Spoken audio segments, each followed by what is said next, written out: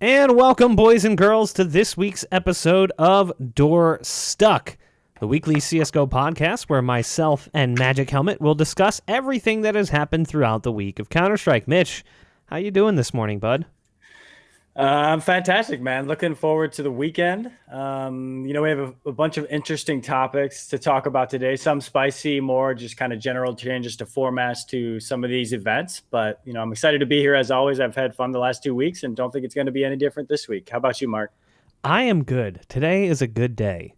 Today is my wife and I's 10-year wedding anniversary. Wow. Yeah, Congratulations, man. I feel like I should thank send you. you something. So we are, I'm riding on cloud nine right now. Like, it's super windy outside and my trash cans are banging against the side of my house, and kids have been a little bit chaotic this morning, but they made us breakfast in bed, so that was nice. It was toast with yogurt and bananas. That's Yes. a fantastic breakfast right there. I love it. It was just a really good start to the day, and hopefully the rest of the day will continue to be as good as the start. It'll be a little interesting, celebrating a 10-year wedding anniversary in quarantine. Quarantine. Yeah, I was wondering what you guys were going to be doing. So If we're you gonna had do plans or we're gonna bust out some candles and order in some takeout just for us. Probably do some Indian food. We usually go to escape rooms. That's our big thing. So we have these escape rooms in a box. That was a Christmas gift for me. So we're gonna do one of those, and then I think we're gonna watch a movie or something. I really don't even know. We'll get creative because watch Tiger King. we already did. It's so good. You watch it a second time. Watch it. Yeah, just keep watching it. Just watch it on loop. I'm It's already on my second time watching it. That's how really. much I enjoyed it. Yeah, that's such a wild story. But yeah, no, congrats on 10 years. That's awesome, man. Hope you Thank guys have you. a great day. Now, speaking of wild stories, why don't we go ahead and jump things off with the very first kind of wild story on the day? And we'll go ahead and pull up the twit longer here from Imapet, who was released as the coach of EG, which was a bit surprising considering he was largely deemed as part of their success. Thoughts on this initially before we dig into the drama? Yeah, I mean, Chet's, I think, really well known for being one of the best coaches in CSGO. I think everybody in the scene thinks of him as one of the best. And, that's what I thought coming into when this tweet was sent out. This was not something I was expecting. And yeah, there seems to be a little bit of a juicy story behind the scenes, a little bit, which he included in the tweet, which we'll get into. But, I think he's just regarded as one of the best in the scene. So, number one, I'm wondering where he's going to go after this. I'm sure he's going to be a prized coach that people are going to be going after. But yeah, this is an interesting story. That's for sure, Mark. Yeah, he says, today I announced my departure from Evil Geniuses. This is probably the first time in my professional career where I actually felt extreme depression. That's when you're like, oh, snap. Yeah, What that's gonna be an happened? interesting tweet, And it right? says it's no secret my relationship with Stan and Tarek was absolutely horrendous. I don't know what I could trust from them in multiple one-on-ones, nor did I agree with how we were changing the team strategically when we were all discussing what direction we needed to take to improve our consistency. Interesting. There was a lot of hypocrisy on the team. Now, if you go back quite a ways to the old OG roster, Optic, when it was Tarek and Mixwell, Rush, Naf, and Stanislaw. I think that was the full roster. Trying to remember, honestly. I might be screwing up one or two pieces of that because it's been so long. That team was on a tremendous rise to success out of nowhere. Like, literally, it was like overnight, like, this team became a legitimate threat on an international level. And then, just like that, the team's dead. Because of actions that were taken by some of the players. And one of those players was Stanislaw. Now, you can't blame him for taking the route that he took, but this does not paint him in a positive light again. Yeah, and I think this mirrors a lot that story before. One, because Stan is included in both of them. I think he eventually kind of left the team in the dust in a sense. But I'm wondering where the team is going to be going from here. The Optic team kind of fell apart really, really quickly, but also they had that rise, as you mentioned, kind of out of nowhere. And we knew this was a really solid team that EG had, but I think they kind of went above expectations for a while there. And, my thought was, Chet had a big part in that. So him leaving is a pretty big deal. But I'm wondering if the final story for EG is that they're going to kind of fall apart a little bit here after Chet has left. I think they have a really solid team, and they can bring in another coach. I think there's been rumors that Zeus might eventually come in as that coach, and he's regarded as one of the best as well. So he would be a good replacement. But I think at the bottom of the story is that it seems like Stan wants a lot of control of the team, which, makes sense. He's the in-game leader. He's an impact player. But losing Chet, I think, will be a big deal. It's just, who's going to fill that void, and what sort of adjustments can they make? And can they find a coach that kind of aligns with what Stan wants to do in game? Because it's clear that there is a difference of opinion from Chet and Stan based on this tweet. Yeah, now, and it did actually spark a little bit of controversy as well on the side as people started to get involved in the conversation. And one of those people was Mo. So Mo tweeted out, "I don't understand how people are outraged over a coach being removed. The team as a whole decided to cut him. It wasn't two guys only. And I quote, bitch move on his part to put it out there like this, as if Cirque, Ethan, and Breeze fought for him to stay. Team decides, bro. I'm sorry. Next." Interesting take. Yeah, I mean, I think the team should be deciding. The players need to come to a consensus if possible. And it's clear something needed to happen. I don't think it necessarily had to be Chet leaving. There could have been other changes made where he'd be able to stay and just work with Stan. And apparently there was issues with Tarek as well. But what adjustments could be made, how much of an overhaul would need to be made. So eventually, Chet does leave, and we're going to have to see how they make up with that. And then, of course, Mo getting in on it, it makes it more fun and makes the story a little bit more juicy. Well, so here's the crazy thing, right? Like, yeah, Mo gets involved and clearly has a hot take, but then Semphis gets involved, and that's when things really heat up. So if we just slide down here, Semphis's response: bitch move to cheat in a video game and scam your viewers with rigged bets. I'm sorry. Next. Now this continues. This doesn't end here. We'll pull away so I can bring up the next slide, basically. And it turns into a bit of a fight. I think most of it is not worth mentioning, but it's very Semphis personal, is. Yeah, I think so too. In a public space. Yeah. So they were just firing shots at each other. Mo was getting shots at him based on his weight gain. Semphis was also getting shots towards him based on his weight gain, but that was muscle. So it was obviously targeted at a specific method of gaining weight. Artificial, I guess we'll say. So a pretty interesting little tiff there between the two before it finally just kind of ended. But it went back and forth for a bit, and it all started because of this drama. Just all it took was one tweet, and Semphis was just unloading. Yeah, that seemed to come out of left field. Mo chiming in on the topic, which is fine. Including the language might not have necessarily been a thing he wanted to include, just because other people are going to come in and have strong opinions, based responding to him. But yeah, eventually it just it gets personal, and I don't think it was really necessary to be in the public. But is this the quarantine getting to everybody? They're kind of wilding out on Twitter a little bit, because that's not the only story that was kind of wild like that on Twitter that I've seen recently. So hopefully that's not the reason, but it could potentially be a part of it. Yeah, I mean, I definitely think that quarantine has people's tensions a little bit higher, and maybe their patience is worn a little bit thin. And then there's obviously the looming threat of Valorant, so a bunch of Counter-Strike players are starting to get concerned. Not that these two are Counter-Strike players. Mo has been pretty much inactive as a CS player, as has Semphis. I'd say, if anything, Mo would be more likely to jump to Valorant. And Semphis is just doing his thing. I actually don't even know what Semphis is doing these days in regards to gaming. I know he spends a lot of time in the gym. That man is huge. Yeah, he's a big boy, man. He's thick. He's definitely been putting the work. Yeah, he is huge. Now, getting away from the drama and getting more into some of the news, yet again, coronavirus. We joke about quarantine and how it's affecting our brains. It's affecting our industry heavily. It has had another effect on not even an event, but the method to qualify for the event.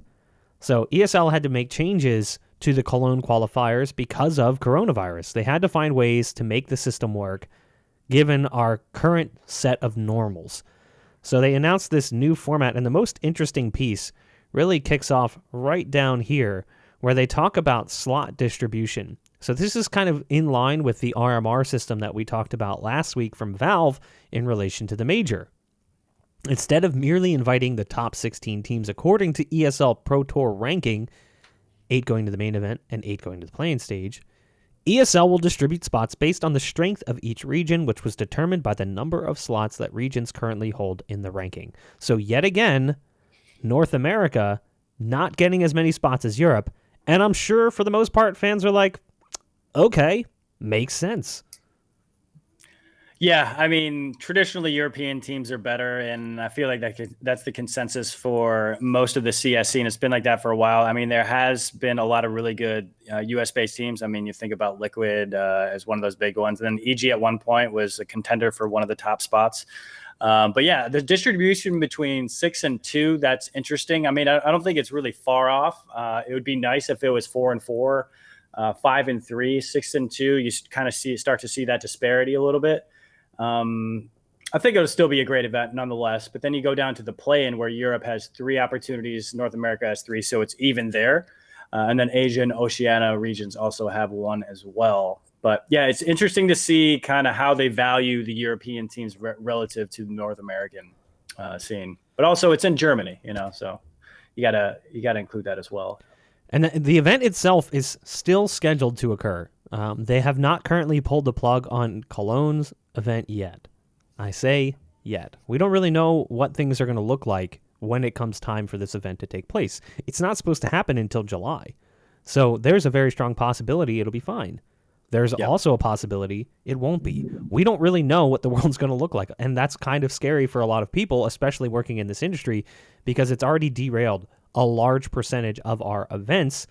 And now it's potentially taking another one, and probably one of the best events. It already damaged Katowice, which is one of the greatest events for Counter-Strike, and now it's potentially looking to damage Cologne as well, which is also a really strong event for Counter-Strike, so that's painful. And it pushed back the major as well. Yeah, I mean, everybody in the industry, I feel like, has to be on eggshells at this point. You just have to pivot as much as possible.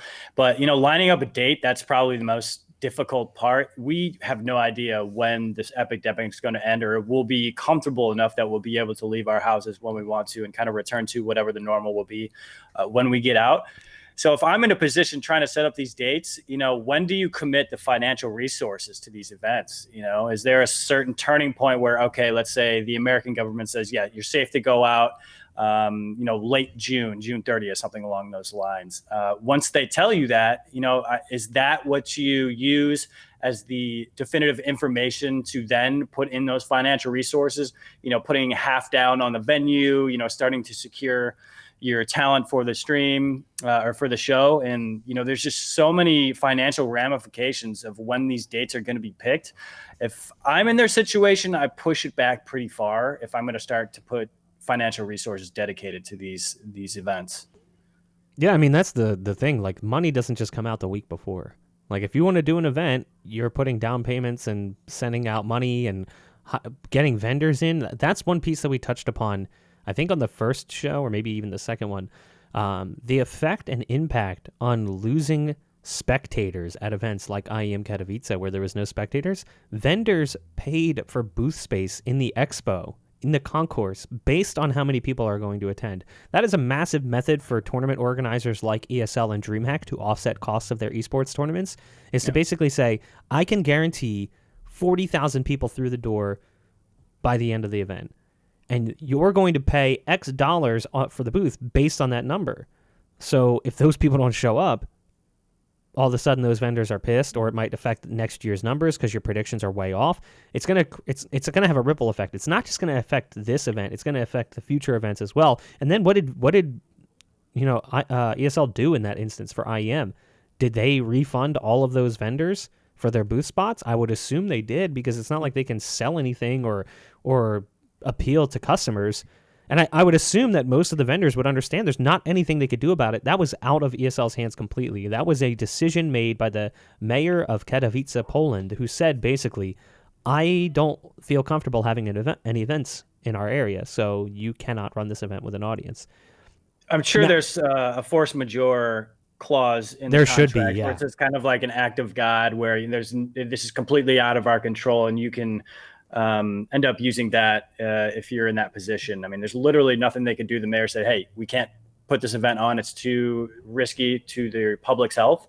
And there's no way they didn't include that in the clause. But at the same time, there might be situations where ESL says, hey, we can, keep this money and then, do online events for you and then try and get that your brand in front of them, a one-off event. Maybe I haven't seen one of those yet, but that could be a possibility just so they can keep those sponsorship dollars. But the in-person ones, there's no real way around it unless you say, hey, we're going to keep this money for a future event. It just gets really messy, and this is just such a unique time, and not everybody knows exactly how you're supposed to handle this, so we're kind of learning as we go. That was one thing I've been having to explain to my kids a lot is like, this is not something we've gone through before. We don't know any more about this than you guys do. Going through this together for the first time. It's a very unique circumstance and time that we live in. Now, touching upon the final point, you'd mentioned that the major had been moved back. Well, there's now another change to the major, which I guess is not entirely surprising because there's a lot of changes happening because of what's going on with the coronavirus. This one actually affects the slot distribution for the teams. So if we look, now Contact has moved apparently back to Europe. They changed regions from North America to Europe, so now they'll be competing in the European Cup, which has impact on not just the teams competing, but it also has impact on the money. You can see that Europe now has a $115,000 cash prize, whereas North America only has $60,000. Now, the crazy thing is when you look at that prize, you have to look at the teams. If you look at the teams, ESL has revealed all the remaining teams, or nearly all of them, with Orglis, Isurus, Team 1, Chiefs, Ground Zero, Camel Riders, those teams coming in for South America as well as North America and the Oceania and Asia regions. But when you look at the teams competing in Europe, would you ever expect to see these teams competing for $115,000? We've got Astralis, who is number 2. Ensu, I think, is like 22nd. Vitality is 10th. Mouse Sports is 3rd. G2 is 4th, if I'm not mistaken. So, like, you have multiple teams. Fanatics in there? Yeah, I think Fnatic is ranked 10th. There's a lot of teams on this European side that's in the top 25 for $115,000. Yeah, I was about to say, when was the last time Astralis competed in an event that was for $115,000? I mean, we've gotten spoiled to the point that the prize pools are this big now, because I'm sure they were competing for much less in the past. But you typically, when you think Astralis, 250,000 plus. So interesting that they're going to have to be included in this. I mean, hey, it's money. We know, why would you not compete? But it's also, towards future events. So at least it acts as a qualifier in a way, and you still get paid. But then if you look at the North American side, there's some interesting teams in there. I mean, you think of the normal names that come up when you think of an event like this. So EG, Liquid, Cloud9, which I love to see. Starting to climb the ranks, Gen G. But then as you go down a little bit, the ranking drops off a bit. But still, I'm really excited about all of these teams that are in it. Cloud9, number 1. I'm a stand for Cloud9. Bad News Bears, you love to see that they're included in this. And a team that I haven't really personally watched as much as I used to, just because I typically watch them when they were in MDL. But Furia is going to be included in this event as well. So I'm really excited to watch them. They've been in other events. I just haven't had the time to watch them. But anytime I have the opportunity to watch a Fury event, sign me up. I'm on board. It's so much fun to watch them. Yeah, I mean, the team itself has not necessarily found the level of success that they found last year. I'd say more towards the middle of the year when they had some big wins and some upsets as well. But hopefully they can rise again. Now, I'm just looking at the world ranking here for Europe. Astralis is number 1. G2 is number 2. Mouse Sports is number 3. This is just Europe.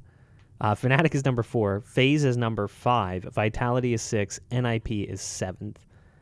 What's the top ranked team in the world? NA team. Liquid? Is it what the top ranked NA? The top ranked NA team in North America is Liquid. Now, according to the world ranking, they are 6th above EG. Okay. And that's so it would be Na'Vi number 1, Astralis, G2, Mouse Sports, Fnatic, then Liquid, EG, 100 Thieves, FaZe, Vitality, Furia, NiP, Mad Lions, OG, Gen G rounding out at 15th, Godsent, Big, VP, MIBR, and then Complexity, who's not technically North American anymore, at number 20. Yeah, it's interesting they're taking part in the European division. Well, I mean, their roster is mostly European. It makes sense. You have Config, Poison, and Blame, who are all from Europe. Config, Danish, Blame, Danish, Poison, Bulgarian. Yeah, So, just whenever I think of complexity, I think of America. You know, Dallas, the connection to the Cowboys, the long time that they had been fielding an NA roster. So it's a little weird to see them competing in the European side. But I mean, it makes sense just based on the roster they have now. Definitely. but even still, like just looking at each region, like looking at North America, you have a $60,000 tournament that takes a long time. It's April 22nd to May 10th. That's a long event run. And it's only 60 grand, but because it ties to the major, these teams are all playing. So EG, Liquid, 100 Thieves, MIBR, Furia, Gen G, Ding Dong, someone's at the door, Cloud9, Triumph, Envy, Orglis. It's my landlord. Yeah, knock, knock, knock. It's EG knocking at the door looking for a chance to qualify for the major. Yeah. That's kind of insane just looking at, in general, the teams. And then you scroll down to CIS, and CIS has only $10,000 less than the North American side. So CIS region, VP, Navi, Windstrike, Gambit Youngsters, Simon, Spirit, Espada, Hard Legion, Unique, Forza, and then there's some tiebreaker matches that have to take place. But the fact that they have $10,000 less, but when you look at the teams, you're like, hold on. When you look at the world ranking, the teams on that list, it's Navi at the top, sure. VP is the next one in line at 18th. And then you have Forza coming down at 21st.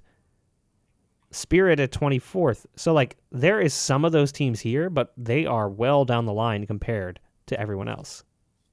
Yep, absolutely. And just going back to the North America 60,000 prize distribution, it's interesting, how much each team would get if they win it. So let's say it's a 50% going to the winning team, so $30,000. So that's $6,000 per player. But then after that, how much is each player going to be getting? If they get second, if they get third, and I can't imagine it's going to be enough compared to some of the winnings that they had before. So, you're going for the number one spot. That's for sure. Not only because you're going to get a boost in the rankings, but you want that chunk of change, and that's pretty much only going to be at the top spot. Yeah, I'm kind of curious to see what's going to happen. Who's going to get like the lion's share? Is it going to be like $35K for first place? Maybe 30, and then trickle down from there. I would imagine it's something along those lines, but that's definitely significantly lower than what we see typically for teams. You could get away with like 35,000 for first, and then like 12.5, and then split up the remainder between third and fourth place.